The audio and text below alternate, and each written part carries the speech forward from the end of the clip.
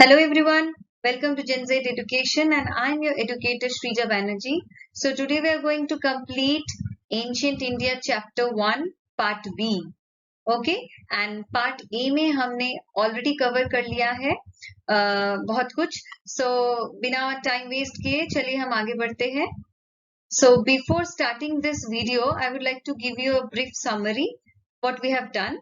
Like हमने cover किया है previous video में what is prehistory, proto-history and history, and then Indian Stone Age को हम कितने types में divide कर सकते हैं. That is Paleolithic age, Mesolithic age and Neolithic age. Paleolithic age is its time period is from 5 lakh BC to 10,000 BC. Mesolithic age is 10,000 BC to 6,000 BC and Neolithic age is 6,000 BC to 1,000 BC.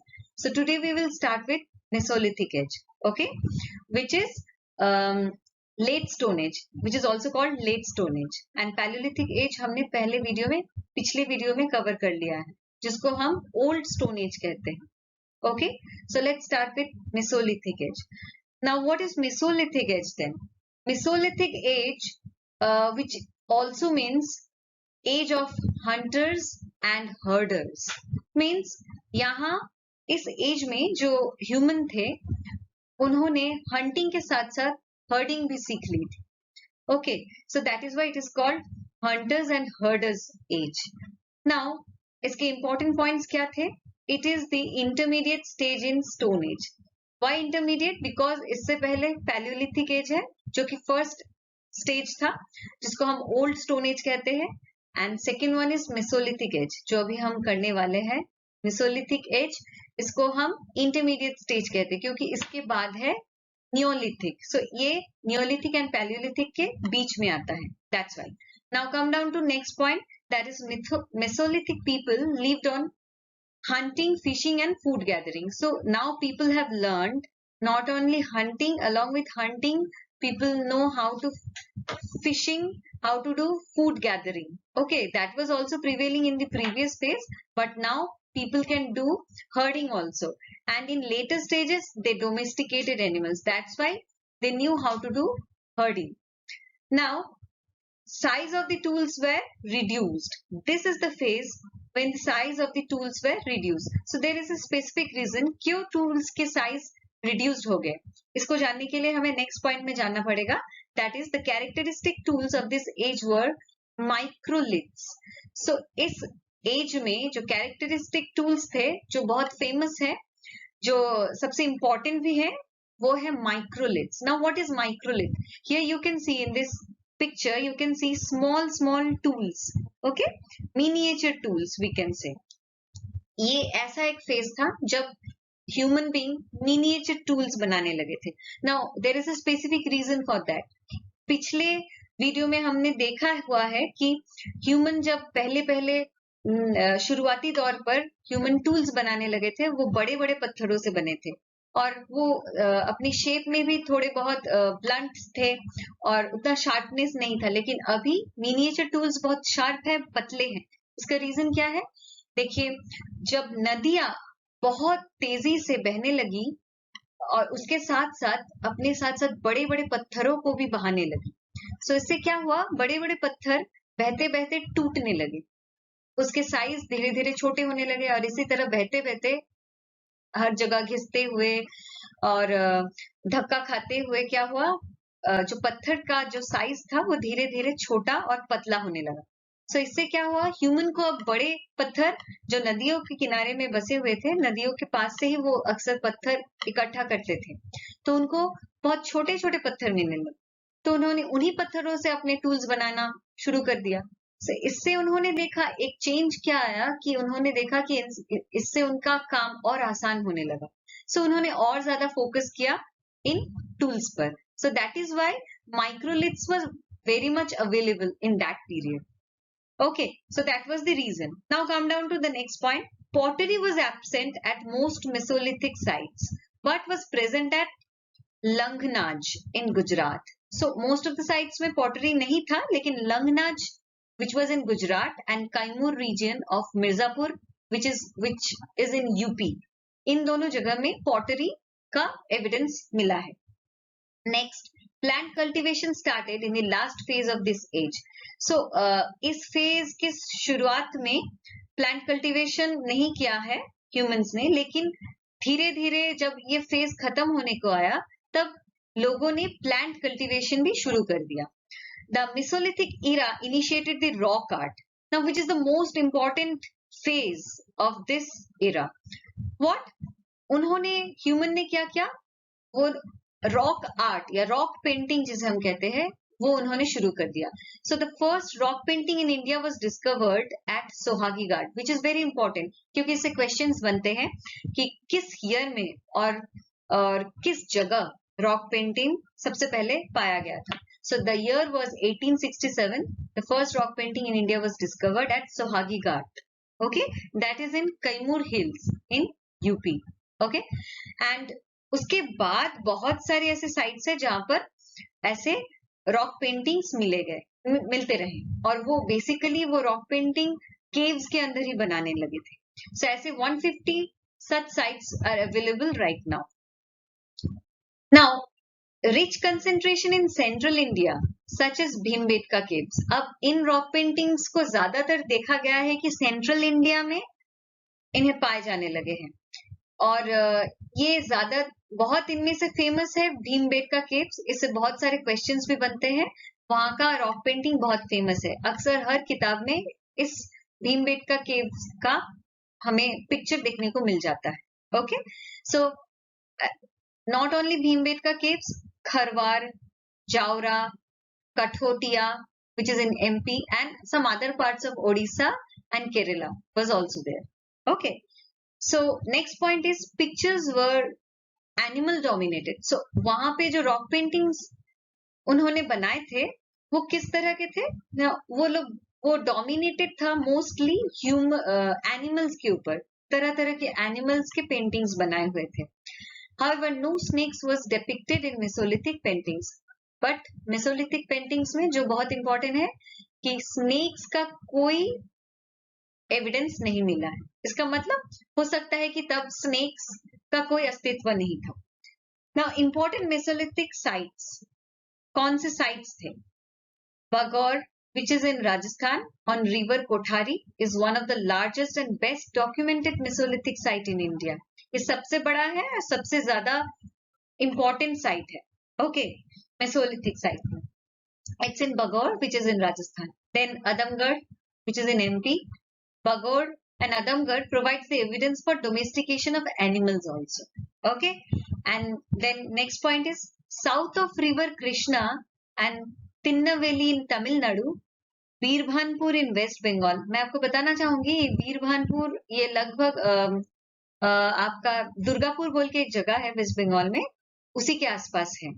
And सराय नहर राई near Allahabad, इन सब जगह में Mesolithic age के evidences मिले. And Mahadaha which is in UP where bone artifacts are found including arrowheads and bone ornaments.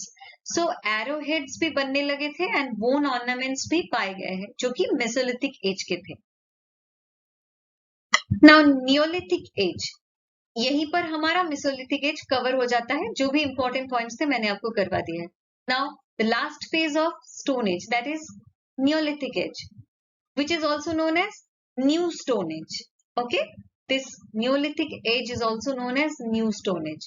Now this age was famous for food and producing stage. So ये जो phase था इस वक्त ह्यूमन को food production में importance वो देने लगे थे और उनको फूड प्रोडक्शन भी करना आ गया था. कैसे? In northern India, the Neolithic age emerged around 8000 to 6000 BC. And in southern and eastern India, it is as late as 1000 BC. इसका मतलब है northern India में Neolithic age बहुत जल्दी आया था, लगभग 8000 BC से 6000 BC में. लेकिन उसी तरह सदर्न एंड ईस्टर्न इंडिया में थोड़ा लेट आया है न्यूलिथिक एज, मतलब वहां पे फ्लरिश किया वो लगभग 1000 BC में. Okay, now V. Gordon Childe termed the Neolithic phase as Neolithic Revolution, which is very important. Neolithic revolution term दिया गया था, लेकिन किस बेसिस पर, क्या क्या रेवोल्यूशंस हुए थे? They are number 1 advent of food production. सबसे पहले फूड प्रोडक्शन कैसे किया जाता है उन्होंने सीख लिया था. So people cultivated lands, they grew fruits, corn, ragi, horse gram, and domesticated cattle, sheep, and goats. So those were the main sources of food production. Now, second revolution was innovations in technology. So what kind of technology? The technology was based on stone tools, like innovative stone tools depended on polished stones other than quartzite. So previous जो part था हमने उसमें पढ़ा है कि वहां के जो लोग थे, पैलियोलिथिक फेज में जो लोग थे, वो क्वार्ट्जाइट स्टोन से अपने टूल्स बनाते थे, स्टोन टूल्स बनाते थे, because it was a very hard rock. That's why they were also known as quartzite man. लेकिन अभी क्या था, पॉलिश्ड स्टोन से भी बनने लगे थे. Rectangular axes and curved cutting edge polished stone axes and axes with oval sides and pointed butt. So इतना कुछ चेंज देखने को मिल रहा था. Invention of pottery. अभी जो वक्त था नियोलिथिक एज में, न्यू स्टोन एज जो है, अभी पॉटरी में भी ह्यूमन पॉटरी में भी अपना हाथ बढ़ाने लगे थे, मतलब उनको पॉटरी भी बनाना आ गया था. एट फर्स्ट हैंडमेड पॉटरी बनाने लगे थे, उसके बाद देन पॉटर्स व्हील यूज करने लगे थे. एंड किस तरह की पॉटरी बनाते थे? Black burnished ware, grey ware and mat impressed ware. ये बहुत इंपॉर्टेंट है, क्वेश्चंस आते रहते हैं कि नियोलिथिक एज की पॉटरी किस तरह के थे. सो ऑप्शंस में अगर black burnished ware, grey ware, mat impressed ware ऐसे दिए रहेंगे तो उसी पे आपको टिक करना है. और ये भी क्वेश्चन में आ सकता है कि क्या वो हैंडमेड पॉटरी बनाते थे या पॉटर्स व्हील यूज करके बनाते थे. So answer would be potter's wheel. First of all handmade and then potter's wheel use करने लगे थे. Next come down to next point was, what was the next reason for revolution? That was emergence of self-sufficient village communities. They were very much self-sufficient people. They lived in circular and rectangular houses made of mud and reed and knew how to make boats, could spin cotton, wool and weave cloth. So उन्हें ये सब कुछ आ गया था करने को. जो अपनी जिंदगी बिताने के लिए जो चीजें जरूरत है वो सब कुछ उन्हें आ गया था, जैसे कि घर बनाना, बोट्स बनाना, कॉटन, वुल, कपड़े, ये सब कुछ बुनना उन्हें आ गया था. Now important excavated Neolithic sites. कौन कौन से इंपॉर्टेंट साइट्स हैं? First one is Burzahom, which is unique rectangular. Why it is important? Because it has unique rectangular chopper and domestic dogs buried with their masters in graves. वहां पे जो भी Graves मिले हैं उनमें ज्यादातर ग्रेव्स में अपने मास्टर्स के साथ उनके डोमेस्टिक डॉग्स को भी बरी कर दिया जाता था. इसके एविडेंसेस मिले हैं, इसलिए ये बुर्जहम बहुत इंपॉर्टेंट है. And Gufkral, which was also famous for pit dwelling and stone tools. pit dwelling क्या था? लोग जो अपना रहने का जो घर था वो गड्ढे खोदकर घर बनाते थे, मिट्टी में गड्ढे बनाकर, बड़े बड़े गड्ढे बनाकर मिट्टी से बने हुए गड्ढे में रहते थे. और ये दोनों साइट्स ही जम्मू एंड कश्मीर में पाए जाते हैं. Okay, now other sites were Maski, Brahmagiri, Piklihal, Budihal etc. and Garo Hills in Meghalaya, Chirand in Bihar, use of bone implements. इन दो जगह में बोन इम्प्लीमेंट्स भी देखने को मिलते हैं. सो ये बहुत इंपॉर्टेंट है, इसलिए मैंने हाईलाइट किया हुआ है, आप प्लीज नोट डाउन कर लीजिएगा.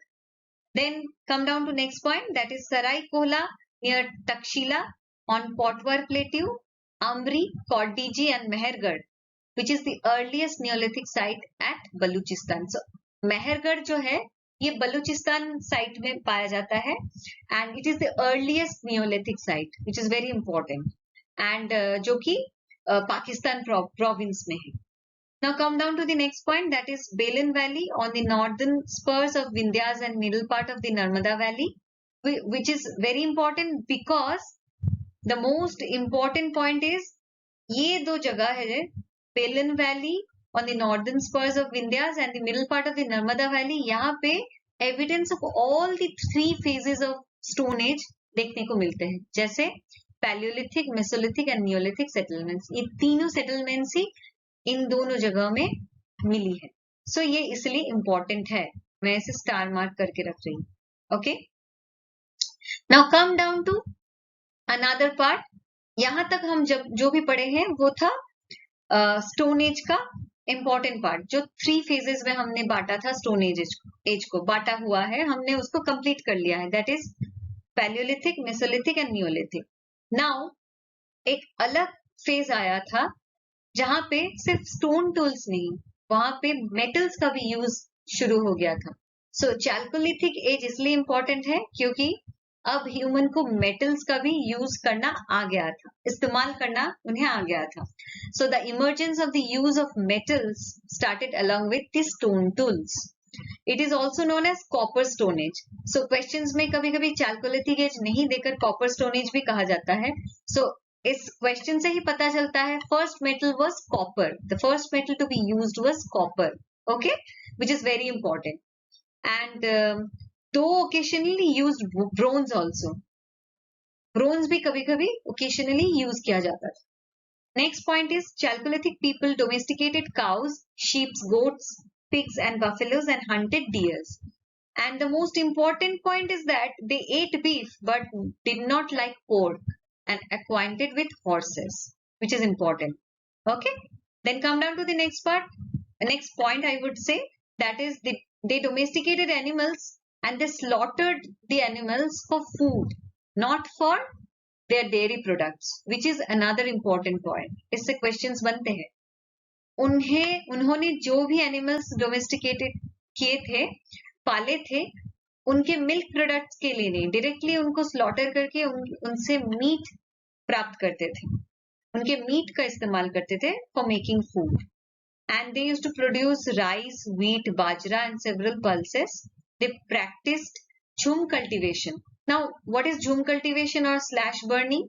Now, jhum cultivation is act of farming where farmers slash and burn a patch of land, and then they start growing food crops. जंगलों को जलाकर उस जगह को क्लीन कर देते थे, फिर वहां पे क्रॉप्स ग्रो करते थे। And when the soil fertility declines, they shift to another place and burn the jungle again. इसी तरह वो झूम कल्टीवेशन करते थे, इसी को झूम कल्टीवेशन कहा जाता है। एक बार आग लगा के उस जगह को साफ किया जाता है, फिर वहां पे कल्टीवेट किया जाता है फसलों को, फिर जब उस जमीन का फर्टिलिटी खत्म हो जाता है, फिर उस जगह को छोड़ के किसी और जगह में शिफ्ट कर जाता है, फिर जंगल को अगेन आग लगाकर साफ करके उसी प्रक्रिया में वो शुरू कर देते हैं। This is called slash burn और झूम cultivation, which is very important. Exam में बहुत ज्यादा क्वेश्चंस बनते हैं। सो ये कहाँ पे देखने को मिला है? चैल्कोलिथिक एज में और कॉपर स्टोन एज में। Please note it down. Now again pottery. Pottery किस तरह का था इस एज में, जबकि मेटल्स का इंट्रोडक्शन हो गया था? Black and red pottery was most popular and made with potter's wheel and painted with white line design. Okay, now people were not aware of burnt bricks, तभी burnt bricks का इस्तेमाल इंसानों को नहीं आता था, and their economy was village based. Now come down to the next point. They did not knew the use of writing. Okay, Chalcolithic age में भी उन्हें writing का use नहीं पता था. People were fond of ornaments and decoration, and women wore ornaments of shell and bone. Shell से and bone से बने हुए ornaments वो पहनते थे, and carried finely worked combs in their hairs. बहुत अच्छे से डिजाइन किए हुए combs अपने बालों में उन्हें फिक्स करने के लिए शायद इसका इस्तेमाल किया जाता था, लेकिन इसके एविडेंसेस काफी मिले।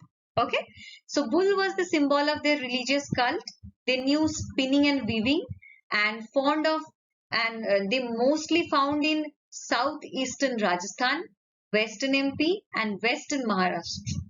So ज्यादातर कहाँ पर ये मिले हैं? Southeastern Rajasthan, western MP and western Maharashtra, and some other parts of southern and eastern India also. And another important point of Chalcolithic age is infant mortality, which was very high among Chalcolithic people. और ये किससे पता चला है? वहां पे जो graveyards मिले हैं, उन ग्रेव्स में ज्यादातर छोटे बच्चों के ग्रेव्स मिले हैं। इससे पता चलता है कि तब इन्फेंट मोर्टेलिटी बहुत हाई था। इसीलिए इतने सारे ग्रेव्स पाए गए. So one can note the beginning of social inequalities in Chalcolithic societies. और Chalcolithic society में social inequalities भी थी.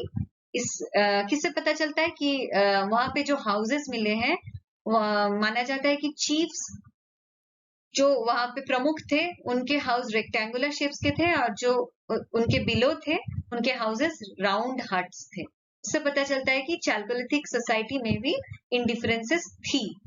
Okay. So that's all of our ancient India, and like this way we have completed the first chapter of ancient India, and मैंने बहुत ही धीरे धीरे point wise आपको complete करवाया है. फिर भी मैं आपको कहूंगी कि आप मुझे कमेंट कीजिए. आपको अगर कुछ इसमें इम्प्रूवमेंट चाहिए और कुछ जानना है, कोई क्वेश्चन है तो प्लीज बताइए. एंड आप और किस तरह के इंफॉर्मेशन चाहते हैं मुझसे वो भी बताइए. और मैं इसके बाद नेक्स्ट चैप्टर ले आऊंगी. एंशिएंट इंडिया के बाद जो नेक्स्ट चैप्टर है मैं एंशिएंट एंड मेडिएवल इंडिया पूरा कवर करवाऊंगी. ओके, सो आज के लिए इतना ही. Stay healthy and bye bye.